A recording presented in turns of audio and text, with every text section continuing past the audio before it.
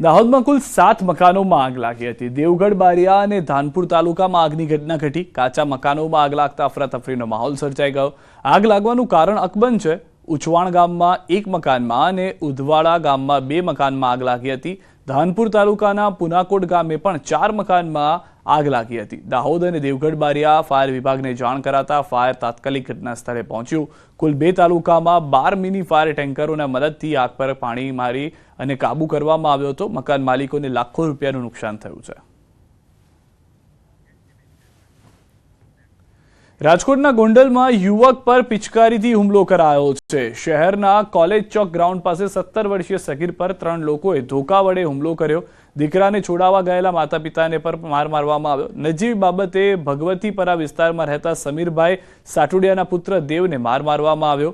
Gondal city 2 division police મથકે ફરિયાદીએ પણ આરોપીઓ વિરુદ્ધ મયુર સોલંકી, દર્શન તેમજ અજાણ્યા શખ્સ સામે ગુનો નોંધાવ્યો છે। પોલીસે ફરિયાદ નોંધી આગળની કાર્યવાહી હાથ ધરી છે।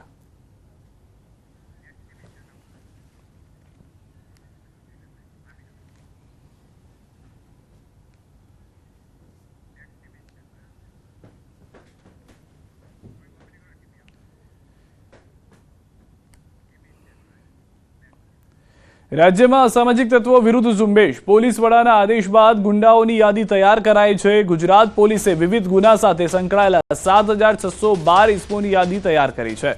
3264 બુટલેગરોની અને 516 જુગાર અને 958 મિલકત સંબંધી કેસના આરોપીઓની યાદી તૈયાર કરી છે।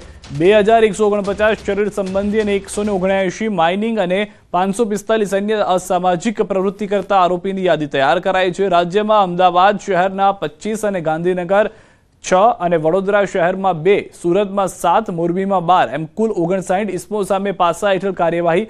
10 ઇસમો વિરુદ્ધ હદપારની પણ કાર્યવાહી કરવામાં આવી છે। હદપારી પણ કાર્યવાહીને લઈને 724 ઇસમો સામે પોલીસે અટકાયતી પગલાં લઈ લીધા છે। 16 ગેરકાયદેસર મકાનોનું ડિમોલિશન કરાયું છે। 81 વીજ ચોરીના ગેરકાયદેસર કનેક્શન પણ દૂર કરી દેવામાં આવ્યા છે।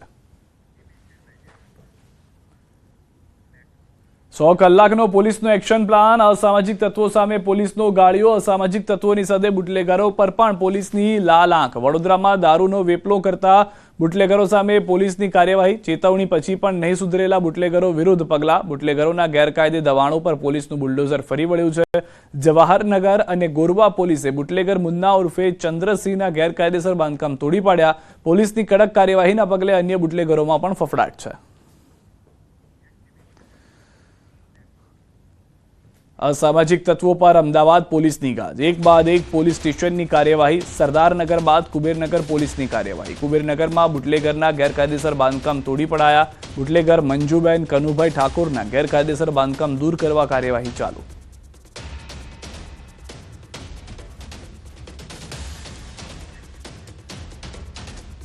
વસ્ત્રાલમાં હોળીના દિવસે ખેલાયેલી હથિયારોની હોળી બાદ પોલીસ અસામાજિક તત્વો વિરુદ્ધ એક્શનમાં આવી ગઈ છે। ત્યારે મેઘાણીનગરમાં 2 બુટલેગરોના દબાણને દૂર કરાયા છે। ચમનપુરા ચકલાથી ઓમનગર તરફ જતા રસ્તા પર પતરાવાળી ચાલીમાં રસ્તા પર પતરાના શેડથી કર્યું હતું દબાણ। સુરતમાં ગુંડા તત્વોના ગેરકાયદે બાંધકામ પર બુલડોઝર ફરી વળ્યું છે। 2 જેટલા ગુસ્સી ટોક અને 7 જેટલા ગંભીર ગુનામાં સંડોવાયેલા આરોપી સજ્જુ કોઠારીનું ગેરકાયદે બાંધકામ તોડી પડાયું છે। અઠવાલાઇન્સ વિસ્તારની નાનપુરા જમરૂખ ગલીમાં સોસાયટીના આખા રસ્તાને કબજામાં કરવામાં આવ્યું હતું અને ત્યારબાદ બાંધકામ કરાયું હતું। ગેરકાયદે બાંધકામની સામે ગેરકાયદે વીજ કનેક્શન પણ કાપી કાઢવામાં આવ્યું છે। પોલીસે આરોપીના આવકના સ્ત્રોતની પણ તપાસ કરવી છે। આરોપી દ્વારા કયા આવકના સ્ત્રોતમાંથી મિલકતો ઊભી કરવામાં આવી રહી છે તેની તપાસ કરવામાં આવશે। આરોપીના આવકના સ્ત્રોત અંગે તપાસ એજન્સીને જાણ કરવામાં આવશે।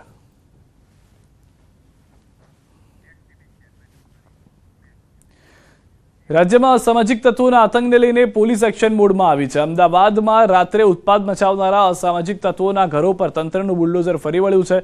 તો અમદાવાદની જેમ નવસારીમાં પણ ગેરકાયદેસર બુલડોઝર દબાણો પર ફેરવવામાં આવી રહ્યું છે। નવસારી જિલ્લા અંતર્ગત ખેરગામના ગુનેગારો પરિવારના સદ્દામ શેખના મકાન પર દાદાનું બુલડોઝર ફરી વળ્યું છે। સદ્દામ શેખ તેમજ તેના ભાઈ અસીમ શેખ અનેક ગંભીર ગુનાઓના આરોપી છે। ગત વર્ષોમાં ખંડણી, મારામારી, વિદેશી દારૂની હેરાફેરી, વ્યાજખોરી જેવા અનેક ગુનાઓ તેમની સામે પોલીસ ચોપડે નોંધાયેલા છે। અનેક ગંભીર ગુનાઓને ધ્યાને લઈને જિલ્લા પોલીસ દ્વારા સદ્દામ શેખ તેમજ તેના પરિવાર સામે ગુજસી ટોક હેઠળ કાર્યવાહી કરવામાં આવી હતી। સદામ શેખ દ્વારા 15 વર્ષોથી ખેરગામ તળની જમીન ઉપર 4 મકાનો બનાવવામાં આવ્યા હતા, જેને તોડવા માટે આજે ગ્રામ પંચાયતે પોલીસ બંદોબસ્ત સાથે કાર્યવાહી હાથ ધરી હતી। નવસારીના ખેરગામ પોલીસ સ્ટેશનની અંદર ગુજસી ટોકના આરોપી નિઝામ નૂર મોહમ્મદ શેખની એક ગેરકાયદેસર મિલકત ધ્યાનમાં આવતા એ આરોપી દ્વારા જગ્યા ઉપર ગેરકાયદેસર દબાણ કરાવીને 4 મકાનોનું બાંધકામ કરવાની હકીકત ધ્યાને આવતા પોલીસ વિભાગ અને પંચાયત વિભાગ દ્વારા સંકલન કરીને આજે એ બુલડોઝર ફેરવીને એ મકાનોનું ડેમોલિશન કરવામાં આવ્યું છે। આજ રોજ અમને બંદોબસ્ત મળેલ અને આજે અમે ડેમોલેશનનું કામ કરાવ્યું છે। તો જે ઘણા 15 થી 20 વર્ષ જૂનું જે બાંધકામ છે એ આજે અમે તોડી નખાવ્યું છે।